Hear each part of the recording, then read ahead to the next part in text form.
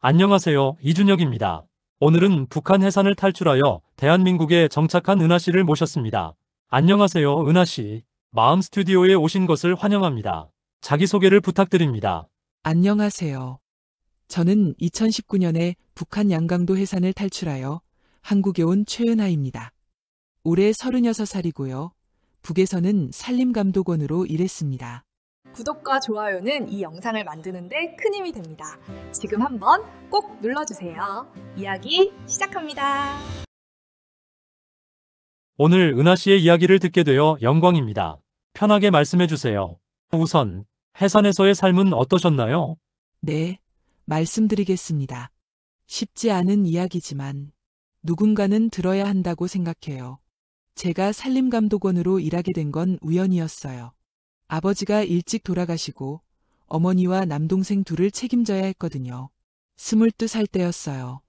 당시 해산시 산림경영소에서 여성 감독원을 뽑는다는 공고가 나왔고 저는 그게 마지막 기회라고 생각했습니다. 배급이 끊긴 지 오래였고 장사로는 가족을 먹여 살릴 수 없었으니까요. 면접 보러 갔을 때가 기억나요. 산림경영소 책임자가 저를 보더니 여자가 산에 다니면서 나무 심고 감시하는 일을 할 수 있겠냐고 물었어요. 저는 할 수 있습니다. 제 가족이 굶어 죽지 않으려면 반드시 해야 합니다. 라고 대답했죠. 그렇게 시작된 일이었어요. 산림감독원이라는 직업이 낯선데, 구체적으로 어떤 일을 하셨나요? 북한에서 산림감독원은 말 그대로 산을 지키는 사람입니다. 불법 벌목을 감시하고 산불을 예방하고 봄에는 나무를 심고 가을에는 그 나무들이 잘 자라고 있는지 확인하는 일이에요. 들으면 괜찮은 직업 같지만 실상은 달랐습니다. 제가 담당한 구역은 해산시 외곽의 압록강이 내려다 보이는 산악지대였어요. 매일 아침 6시에 출근해서 저녁 7시까지 산속을 돌아다녔습니다. 여름엔 땡볕에, 겨울엔 영하 30도를 넘나드는 추위의 산을 올라야 했어요. 그런데 제일 힘든 건 날씨가 아니었습니다. 제가 지켜야 할 산이 이미 죽어가고 있었다는 거예요. 처음 산림감독원이 되어 제 담당 구역을 배정받고 산에 올랐을 때 저는 충격을 받았습니다. 산이라고 하기엔 너무 황량했어요. 나무라고 할 만한 게 거의 없었고 있는 나무들도 앙상한 가지만 남은 채 죽어가고 있었습니다. 키 큰 나무는 이미 다 베어져 나갔고 남은 건 무릎 높이의 관목들 뿐이었어요. 땅은 비가 오면 쓸려 내려가 곳곳에 붉은 흙이 드러나 있었습니다. 제 할아버지께서 말씀하시길 옛날엔 이 산들이 울창한 숲으로 덮여 있었다고 했어요. 소나무, 참나무, 자작나무들이 하늘을 가릴 정도로 빽빽했다고요. 하지만 고난의 행군 시기를 거치면서 모든 게 변했습니다. 사람들이 추위에 얼어 죽지 않으려고 나무를 베었고 농사지을 땅이 부족해서 산비탈을 개간했어요. 그렇게 산은 점점 벌거벗었습니다. 제 일은 이 황폐한 산을 다시 살리는 것이었어요. 봄마다 묘목을 심었습니다.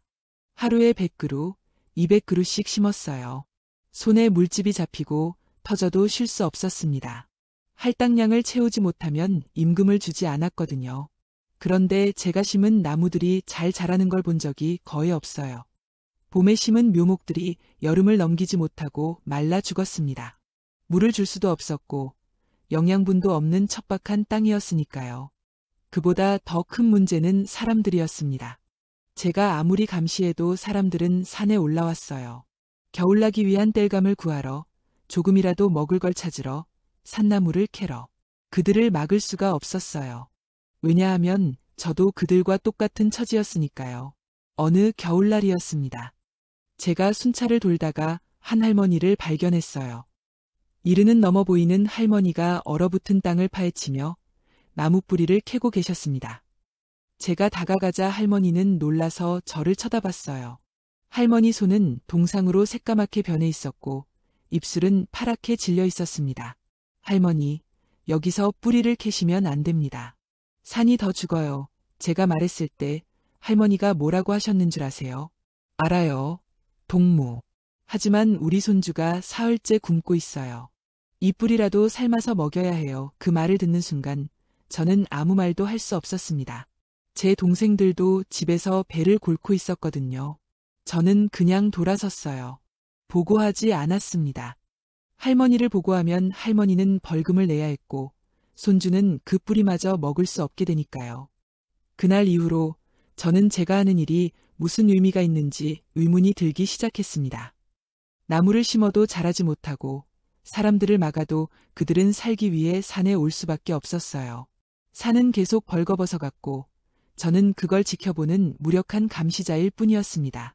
2017년 여름, 제 인생을 바꾼 사건이 일어났습니다. 큰 산불이 났어요. 7월이었는데 그해 유난히 비가 오지 않아 산이 바짝 말라 있었습니다. 누군가 담배불을 잘못 버린 게 원인이었어요. 불은 순식간에 번졌습니다.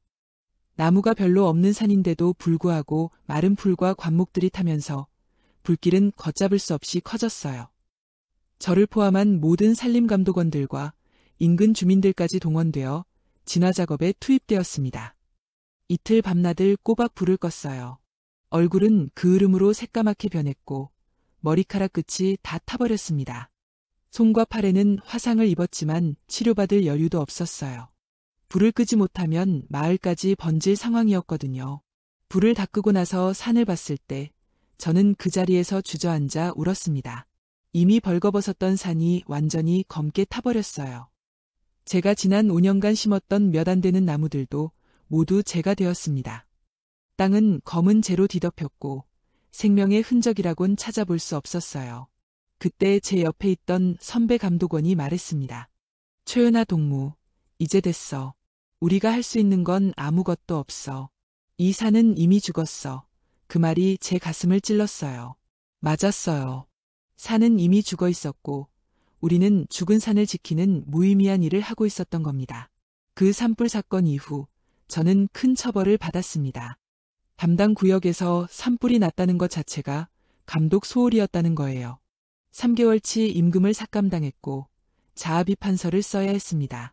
가족들은 그 3개월을 어떻게 버텨야 할까요?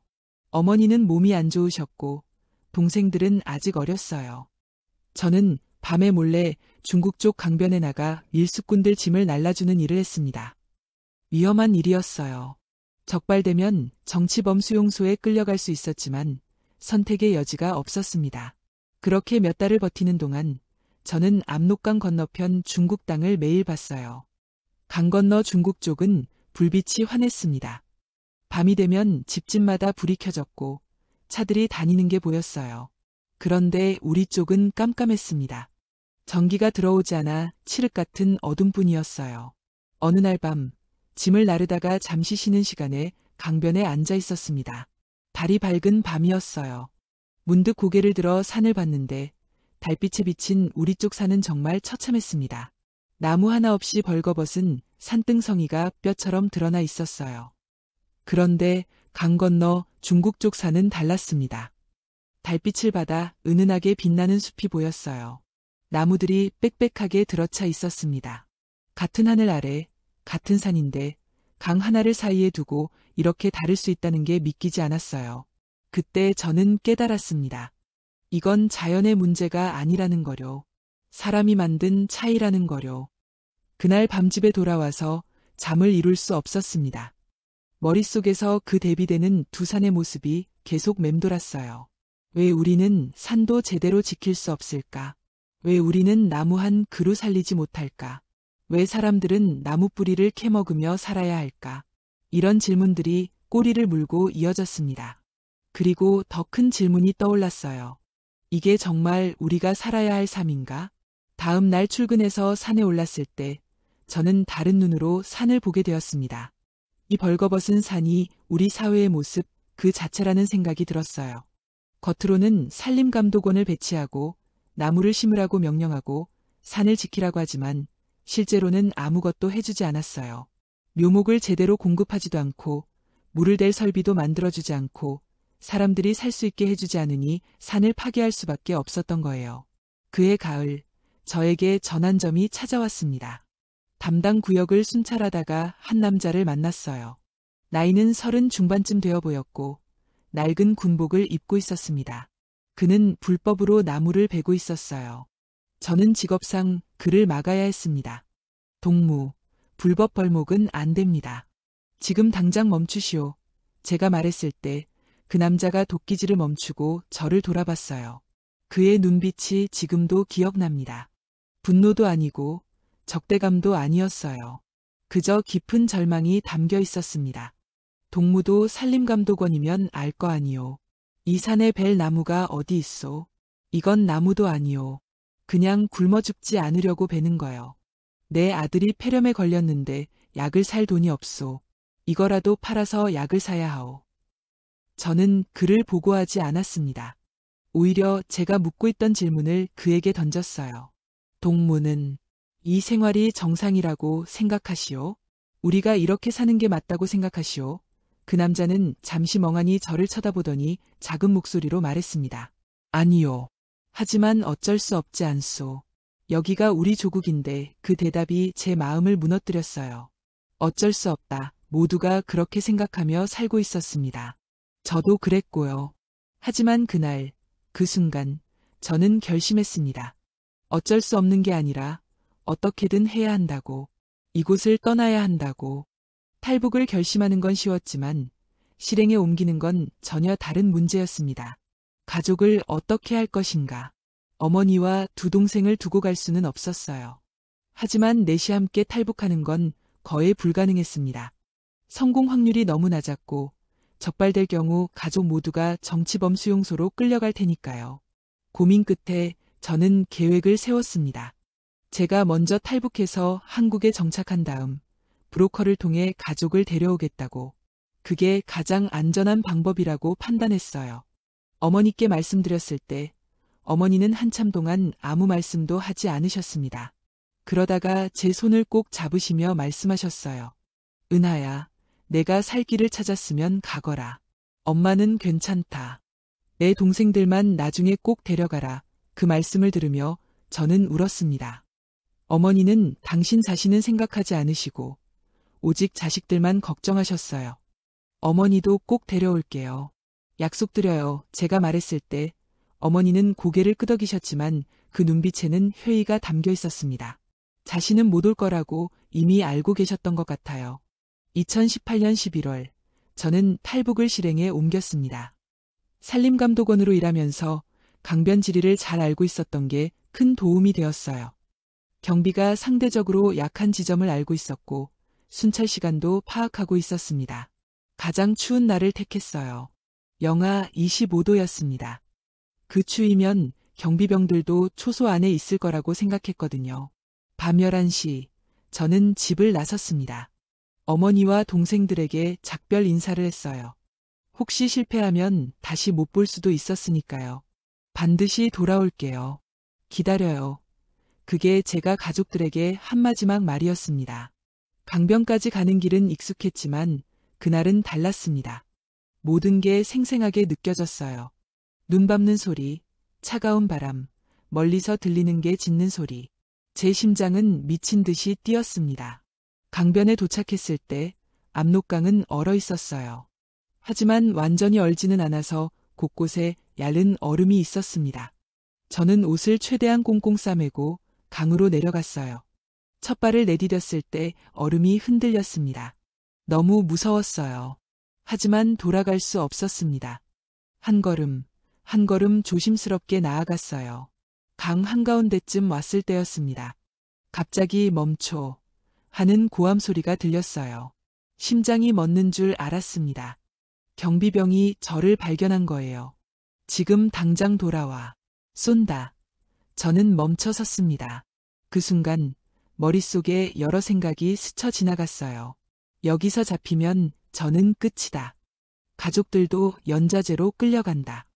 하지만 계속 가면 총에 맞을 수도 있다. 어떻게 해야 할까?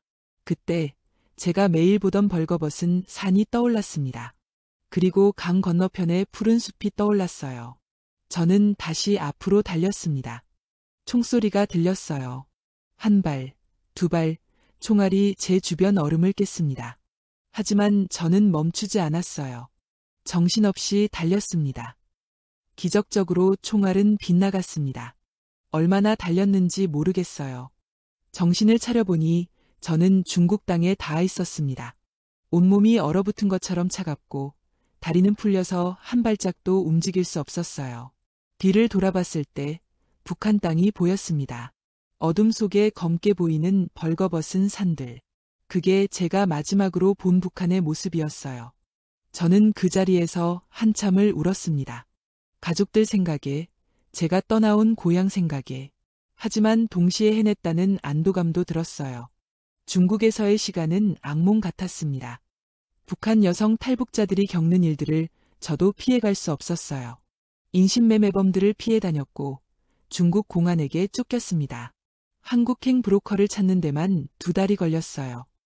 그 2달 동안 저는 중국의 여러 농촌을 전전했습니다. 낮에는 숨어 지내고 밤에만 이동했어요. 먹을 것도 제대로 없었고 잠도 편히 잘 수 없었습니다. 하지만 그 와중에도 저는 한 가지를 계속 관찰했어요. 바로 산이었습니다. 중국 땅에서 본 산들은 북한과 완전히 달랐습니다. 나무들이 빽빽하게 자라고 있었어요. 소나무, 참나무들이 울창하게 숲을 이루고 있었습니다. 제가 북한에서 상상만 하던 모습이었어요. 어느 날 밤, 어느 농촌 마을 뒷산에 숨어 있을 때였습니다. 저는 참을 수 없어서 산으로 올라갔어요. 나무들 사이를 걸었습니다. 손으로 나무 껍질을 만져봤어요. 살아있는 나무였습니다. 튼튼하고 건강하게 자라고 있는 나무들이었어요. 코를 나무에 대고 냄새를 맡았습니다. 나무 향기가 났어요. 흙냄새도 났고요. 살아있는 숲의 냄새였습니다. 저는 나무를 껴안고 또 울었어요. 이게 정상이었구나. 산은 원래 이래야 하는구나. 우리가 살던 곳이 얼마나 비정상이었는지 그제서야 실감했습니다. 브로커를 만나 한국행 루트를 탔습니다. 중국에서 라오스, 태국을 거쳐 한국으로 가는 긴 여정이었어요. 그 과정에서 다른 탈북자들을 만났습니다. 모두 저처럼 살기 위해 도망친 사람들이었어요. 우리는 함께 위험을 견뎌냈습니다. 정글을 헤매고 강을 건너고 때로는 차 트럭 안에 숨어서 이동했어요. 1달 반 정도 걸렸을 거예요. 그리고 마침내 2019년 2월 저는 대한민국 땅을 밟았습니다. 인천공항에 도착했을 때 저는 믿을 수가 없었습니다. 이렇게 밝고 깨끗하고 넓은 공항이 있다는 게 신기했어요. 사람들은 자유롭게 웃으며 걸어 다녔고 아무도 굶주린 것처럼 보이지 않았습니다. 공항 안내원들이 친절하게 안내해줬어요. 어서 오세요. 대한민국의 그 말을 듣는 순간 저는 눈물이 났습니다. 어서 오세요라는 말을 들어본 게 얼마 만인지 모르겠어요. 통일부 하나원에서 3개월간 교육을 받았습니다. 한국 사회에 적응하는 법을 배웠어요. 그런데 교육 중에 한 가지 프로그램이 있었는데 바로 견학이었습니다. 하나원 근처의 산으로 하이킹을 가는 거였어요. 저는 산림감독원 출신이니까 당연히 참여했습니다. 그날 아침 우리는 버스를 타고 북한산으로 향했어요. 버스에서 내려 등산로 입구에 섰을 때 저는 그 자리에 얼어붙었습니다. 제 앞에 펼쳐진 광경을 믿을 수가 없었거든요. 산이 살아 있었습니다. 진짜 살아있는 산이었어요. 나무들이 빽빽하게 들어차 있었고 등산로 양옆으로 푸른 잎들이 무성했습니다. 소나무, 참나무, 단풍나무들이 하늘을 가릴 만큼 높이 자라 있었어요. 새소리가 들렸습니다. 다람쥐가 나무를 타고 올라가는 게 보였어요. 바람이 불자 나뭇잎들이 바스락거리는 소리를 냈습니다. 이 모든 게 너무나 생생했어요. 저는 한 걸음도 떼지 못하고 그 자리에 서서 계속 울었습니다. 다른 탈북민들은 왜 우냐고 물었지만 저는 설명할 수가 없었어요. 이들은 대부분 도시 출신이라 산의 의미를 몰랐거든요. 하나원 선생님이 다가와 제게 물었습니다. 은하 씨, 무슨 일이에요? 저는 떨리는 목소리로 대답했어요. 선생님, 저 북에서 산림감독원이었어요. 5년 동안 산을 지켰는데 제가 지킨 산은 이렇지 않았어요. 나무가 없었어요. 다 죽어 있었어요. 그런데 여기는 말을 잇지 못했습니다. 선생님이 제 어깨를 토닥여 주셨어요. 이제 은하 씨는 이런 산을 매일 볼 수 있어요. 이게 당연한 거예요. 그 말이 제 마음을 무너뜨렸습니다. 당연한 거예요. 남한 사람들에게는 푸른 산이 당연한 건데 북한 사람들에게는 그게 꿈 같은 일이었어요. 우리는 산을 오르기 시작했습니다. 저는 한 걸음 한 걸음을 음미하며 걸었어요. 등산로는 잘 정비되어 있었습니다. 나무 계단이 놓여 있었고 안내판이 곳곳에 세워져 있었어요. 쉼터도 마련되어 있었습니다. 북한에서 제가 다니던 산길과는 완전히 달랐어요. 북한의 산길은 비가 오면 흙이 쓸려 내려가 위험했거든요. 하지만 여기는 사람들이 안전하게 산을 즐길 수 있도록 모든 게 준비되어 있었습니다. 산을 오르는 동안 많은 사람들을 만났어요. 가족 단위로 온 사람들, 친구들끼리 온 사람들, 혼자 온 사람들, 모두 편안한 옷을 입고 웃으며 이야기하고 때로는 음악을 들으며 걸었습니다. 한 가족이 제 옆을 지나갔는데 아이가 엄마, 저 나무 이름이 뭐예요? 라고 물었어요. 엄마가 소나무야. 우리나라에 정말 많은 나무지라고 대답했습니다. 그 당연한 대화가 저에게는 충격이었어요. 아이들이 나무 이름을 물어볼 수 있다는 것, 엄마가 우리나라에 정말 많은 나무라고 말할 수 있다는 것, 이게 정상적인 나라의 모습이구나 싶었습니다. 중턱쯤 올라갔을 때 쉼터에서 잠시 쉬었어요. 저는 주변을 둘러봤습니다. 나무들이 정말 건강하게 자라고 있었어요. 병든 나무가 거의 보이지 않았습니다. 땅에는 낙엽이 두툼하게 쌓여 있었고 그 아래로 새싹들이 돋아나고 있었어요. 자연스러운 순환이 일어나고 있었습니다. 나무가 자라고 잎이 떨어지고 썩어서 영양분이 되고 그 영양분으로 다시 나무가 자라는 순환. 이게 원래 산의 모습이었구나. 북한의 산들은 이 순환이 완전히 끊어져 있었어요. 나무가 없으니 낙엽도 없고 영양분도 없고 새로운 생명도 없었습니다. 정상 근처에 올랐을 때 전망대가 있었습니다. 그곳에서 서울 시내가 내려다 보였어요. 고층 빌딩들이 질비하게 서 있었고 도로에는 차들이 빼곡하게 다니고 있었습니다. 그런데 제 눈에 들어온 건 빌딩이나 도로가 아니었어요. 바로 산이었습니다. 서울 곳곳에 산이 있었어요. 도심 한가운데도 녹색 산들이 보였습니다. 산과 도시가 조화를 이루며 공존하고 있었어요. 이게 가능한 일이구나. 경제가 발전해도 산을 지킬 수 있구나. 사람들이 잘 살아도 자연과 함께 살 수 있구나. 북한에서는 불가능하다고 생각했던 일들이 여기서는 당연하게 일어나고 있었습니다. 그날 하산하면서 저는 한 가지 결심을 했습니다. 한국에 정착하면 다시 산과 관련된 일을 하고 싶다고. 제가 북한에서 지키지 못했던 산을 여기서는 지키는 일에 동참하고 싶다고. 하나원 교육을 마치고 저는 서울에 정착했어요. 처음에는 여러 아르바이트를 했습니다. 편의점, 식당, 청소일, 뭐든 할 수 있는 일은 다 했어요. 돈을 모아서 가족을 데려와야 했거든요. 동시에 저는 산림 관련 자격증을 공부하기 시작했습니다. 한국에도 산림기술사, 산림치유지도사 같은 자격증이 있었어요.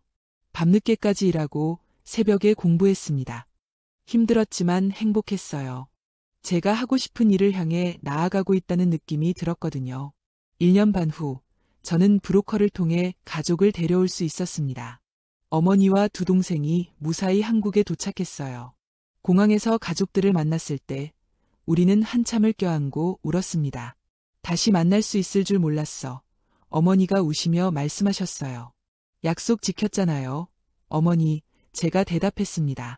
가족들이 한국 생활에 적응하는 걸 돕는 것도 쉽지 않았지만 우리는 함께였기에 이겨낼 수 있었어요. 가족들에게 제일 먼저 보여주고 싶었던 게 산이었습니다. 어느 주말 저는 가족들을 데리고 북한산에 갔어요. 등산로 입구에 섰을 때 어머니와 동생들의 반응은 제가 처음 봤을 때와 똑같았습니다. 믿을 수 없다는 표정으로 산을 올려다봤어요. 언니, 이게 진짜 한국 산이야?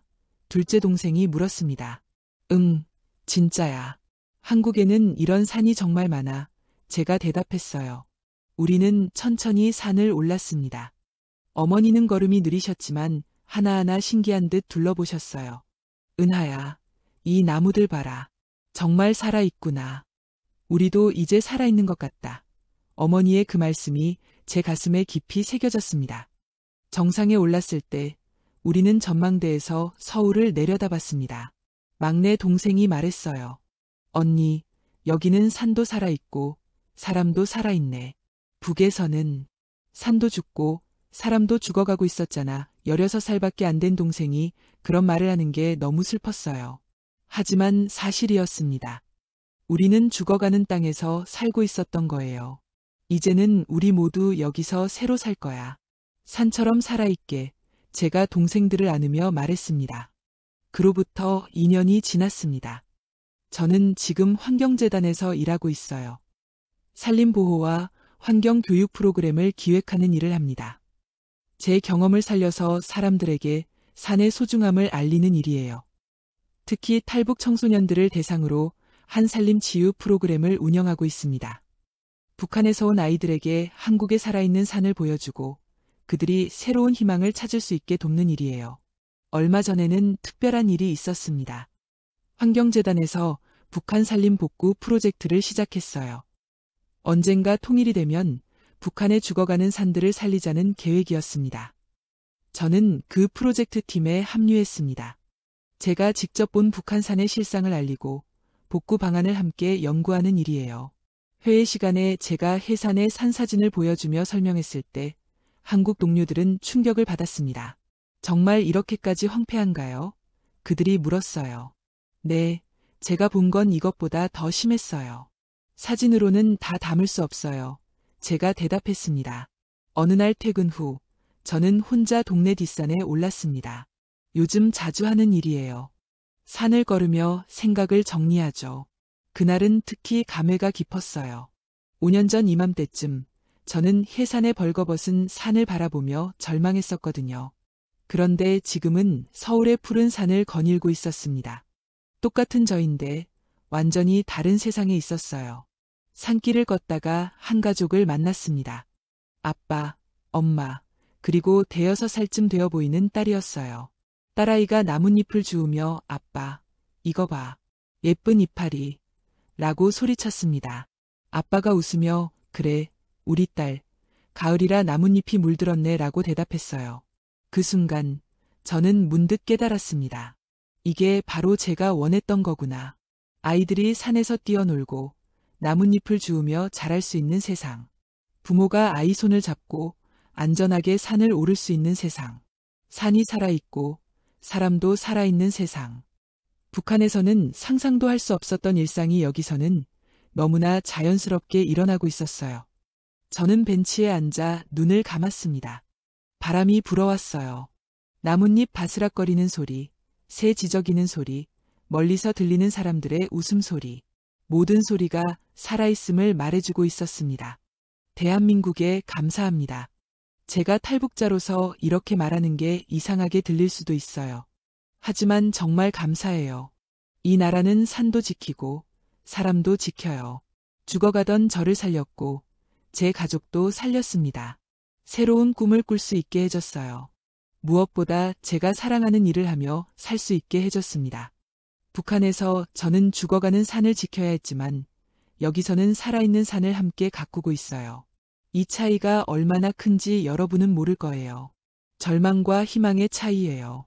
죽음과 생명의 차이입니다. 가끔 밤에 잠들기 전 저는 북한에 남아있는 사람들을 생각합니다. 아직도 벌거벗은 산을 바라보며 살아가는 사람들. 나무 뿌리를 캐먹으며 겨울을 나는 사람들. 언젠가 그들도 푸른 산을 볼 수 있을까요? 언젠가 북한의 산들도 다시 살아날 수 있을까요? 저는 그날을 위해 일하고 있습니다. 산림복구 전문가로서 그리고 탈북민으로서 저는 두 세계를 모두 알아요. 죽음과 생명을 모두 받습니다. 그래서 저는 희망을 포기하지 않아요. 얼마 전 어머니께서 말씀하셨어요. 은하야, 내가 산을 사랑하는 이유를 이제 알겠다. 산은 희망이구나. 살아있으면 희망이 있다는 걸 보여주는 거구나. 맞아요. 어머니. 산은 희망이에요. 북한의 벌거벗은 산은 절망을 보여줬지만 한국의 푸른 산은 희망을 보여줘요. 아무리 황폐해져도 아무리 죽어 보여도 제대로 돌보면 산은 다시 살아날 수 있어요. 사람도 마찬가지예요. 저희 가족처럼요. 오늘 이 자리에서 제 이야기를 나눌 수 있어서 감사합니다. 북한의 현실을 알리고 대한민국의 소중함을 말할 수 있어서 고마워요. 여러분, 부디 우리가 가진 이 푸른 산들을 소중히 여기세요. 깨끗한 공기, 맑은 물, 살아있는 자연.